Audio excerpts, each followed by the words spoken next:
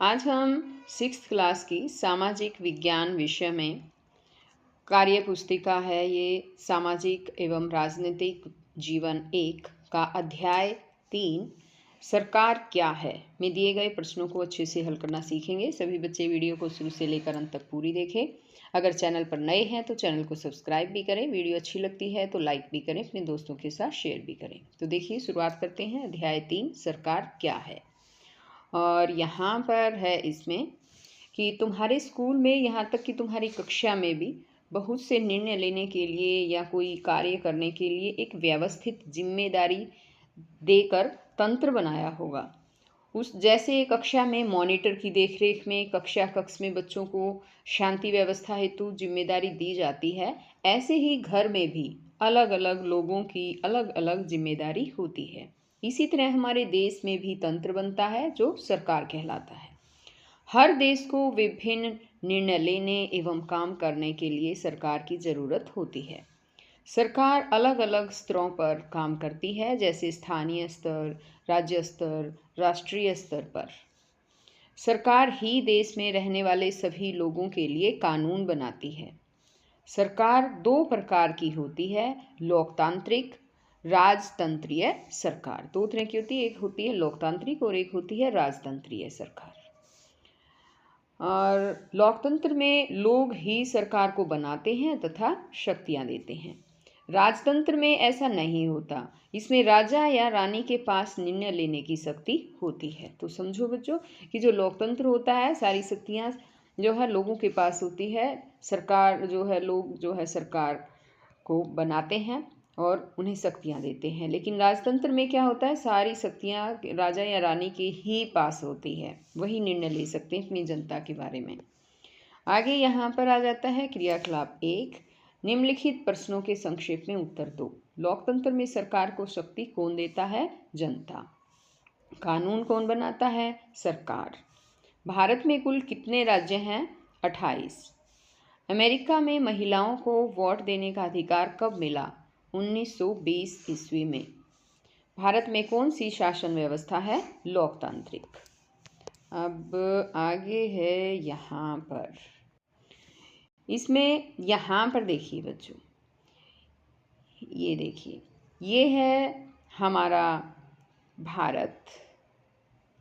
भारत का यहाँ पर देखिए ये मानचित्र दिया गया है और यहाँ पर ये देखिए हमारे जो भारत के राज्य हैं वो सभी राज्य यहाँ पर जो हैं उनके नाम वगैरह सब दे रखे हैं। यहाँ पर साइड में देखिए, आपको नज़र आ रहा होगा, यहाँ देखिए।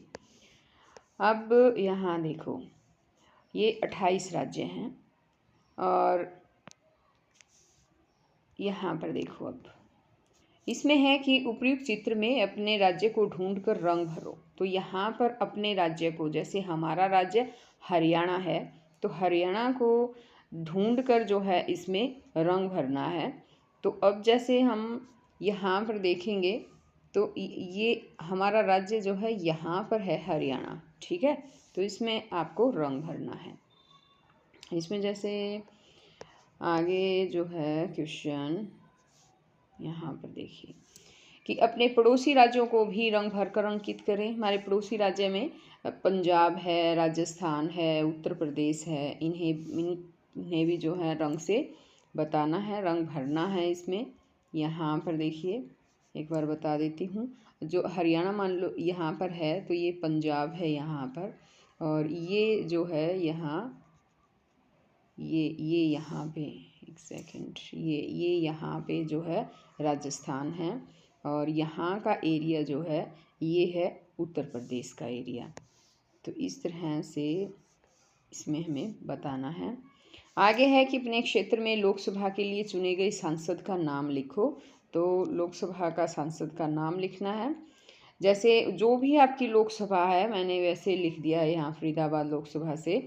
तो यहाँ पर आपकी जो लोकसभा आपको नहीं पता है तो आप अपने टीचर से या फिर आप अपने मम्मी पापा से, दादा दादी से जो है पूछ कर यहाँ पर आपको लिखना है।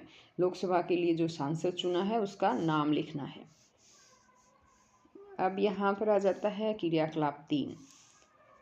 ठीक उत्तर पर सही का निशान लगाओ। सही पर टिक लगाना है। लोकतंत्र में निर्णय लेने तथा काम करने की शक्ति किसमें होती है? सरकार में। राष्ट्रीय स्तर की सरकार से क्या अभिप्राय है? ये राष्ट्रीय स्तर की सरकार से अभिप्राय है केंद्र की सरकार। राजतंत्र में शक्तियाँ किसके हाथ में होती है? राजा के हाथ में होती है, तो ऑप्शन आ जाएगा। अब इसी तरह से यहाँ पर है कानून का पालन न होने पर सजा देने की कार्रवाई करता है न्यायपालिका, सजा देने की कार्रवाई करती है। नेक्स्ट क्रियाकलाप यहाँ पर 4 आ जाता है अब, और इसमें है नीचे लिखी तालिका को देखो तथा पहचान करो कि ये काम सरकार के किस स्तर से संबंधित हैं तथा सही कॉलम में काला करो। तो ये कार्य दिए गए हैं, ये स्थानीय स्तर के हैं, राज्य स्तर के हैं या राष्ट्रीय स्तर के हैं, तो उन्हीं कॉलम को काला करना है। अब यहाँ पर देखिए, जैसे हरियाणा के स्कूलों में 8वीं 10वीं बोर्ड की परीक्षा लेने का निर्णय, ये राज्य स्तर का है, तो यहाँ पर काला कर दिया गया है गोला।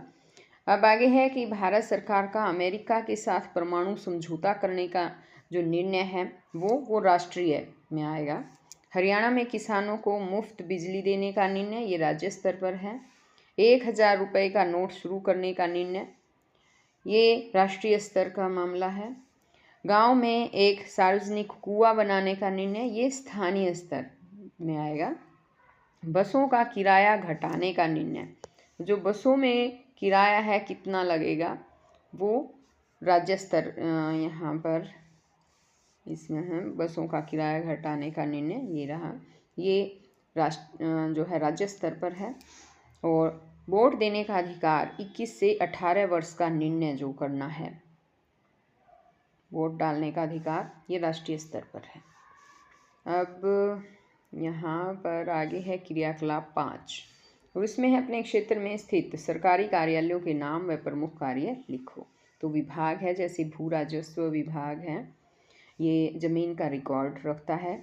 नहरी विभाग है, जल सिंचाई व पीने के लिए पानी का जो है रिकॉर्ड रखता है, पानी प्रदान करता है। और शिक्षा विभाग है, ये शिक्षा व्यवस्था से संबंधित है, कार्य करता है।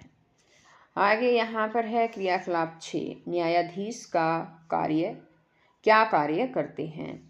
ये दोनों पक्षों की दलीलें सुनना, गवाहों के वक्तव्य सुनना, पेश किए गए सबूत, तथ्यों व साक्ष्यों की परख करना और अंत में स्वतंत्र निष्पक्ष फैसला सुनाना।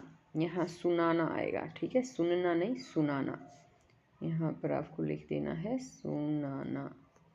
तो ये काम जो है वो न्यायाधीश का है। नेक्स्ट है कि लोकतंत्र में विशेष बात क्या होती है? लोकतंत्र में एक प्रकार की व्यवस्था है जिसमें सभी को समान अधिकार प्राप्त हैं।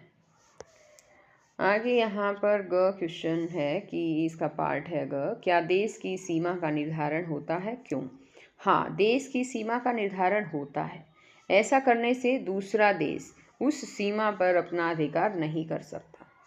भारत के मानचित्र में देखकर उन देशों के नाम लिखो जिनकी सीमा भारत की सीमा से मिलती है। तो उसमें आ जाता है चीन, पाकिस्तान, नेपाल, भूटान, म्यांमार, बांग्लादेश।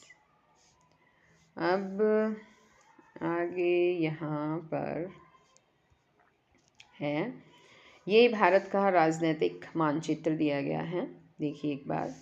और यहाँ पर ये पड़ोसी जो देश हैं वो भी दिखाए गए हैं। अफ़गानिस्तान है, यहाँ ये पाकिस्तान का एरिया है, ये चीन का एरिया है, ठीक है। तो ये जो है अलग देश, पड़ोसी देश हैं, वो भी दिखाए गए हैं। भारत का राजनीतिक जो है मानचित्र इसमें दिया गया है। और इसमें यहाँ पर देखिए, इसमें लिखा है कि दिए गए मानचित्र, हरियाणा के मानचित्र में अपने ज़िले व अपने पड़ोसी ज़िले को पहचान कर नाम लिखो व रंग भरो। तो यहाँ पर ये एक अलग से मानचित्र दिया गया है, हरियाणा का है ये, हमारे राज्य का। और इसमें अलग अलग जितने ज़िले हैं वो ज़िले इसमें बताए गए हैं। टोटल हरियाणा में 22 ज़िले हैं, और उनमें देखिए एक बार, यहाँ पर ये है पंचकुला, ये है यमुनानगर, अम्बाला, कुरुक्षेत्र, कैथल, करनाल, फतेहाबाद, सिरसा, ये है यहाँ पर ये जींद, हिसार, यहाँ पर ये पानीपत, सोनीपत, रोहतक, भिवानी, चरखी दादरी, झज्जर। अब यहाँ नीचे जब हम देखते हैं तो ये है गुरुग्राम, फरीदाबाद, पलवल, ये मेवात, रेवाड़ी, महेंद्रगढ़, चरखी दादरी, भिवानी। ये सारे ज़िले मैंने यहाँ पर इसलिए लिखे हैं बच्चों कि आप का जो ज़िला है, क्योंकि इसमें इसने ये लिखा है कि आप अपने ज़िले और अपने पड़ोसी ज़िलों को पहचान कर नाम लिखना है। आपके जो पड़ोसी ज़िले हैं, मान लो आप जो है यहाँ जींद ज़िले से हैं, तो जींद ज़िले के आसपास जैसे कि ये फतेहाबाद है, ये हिसार है, ये रोहतक, यहाँ पर सोनीपत, पानीपत, करनाल, कैथल, तो ये सारे ज़िले आपको अपने जो पड़ोसी ज़िले हैं उनके नाम लिखने हैं, तो इसमें देखकर लिख लेना। आगे है यहाँ पर नेक्स्ट कि तुमको लगता है कि महिलाओं को अपने किसी हक के लिए लड़ना चाहिए, अपने विचार लिखो। तो हाँ, लड़ना चाहिए। यदि महिलाओं के साथ कहीं कोई भेदभाव होता है या अधिकारों का हनन होता है तो लड़ना चाहिए। अब ये पाठ तो यहीं पर ख़त्म हो जाता है बच्चों। नेक्स्ट पाठ में मैं फिर आपके लिए जो है नेक्स्ट वीडियो लेकर आऊँगी। अगर वीडियो अच्छी लगती है तो लाइक करें, दोस्तों के साथ शेयर करें। और तो बच्चों हम फिर मिलेंगे नई वीडियो में, तब तक के लिए बाय।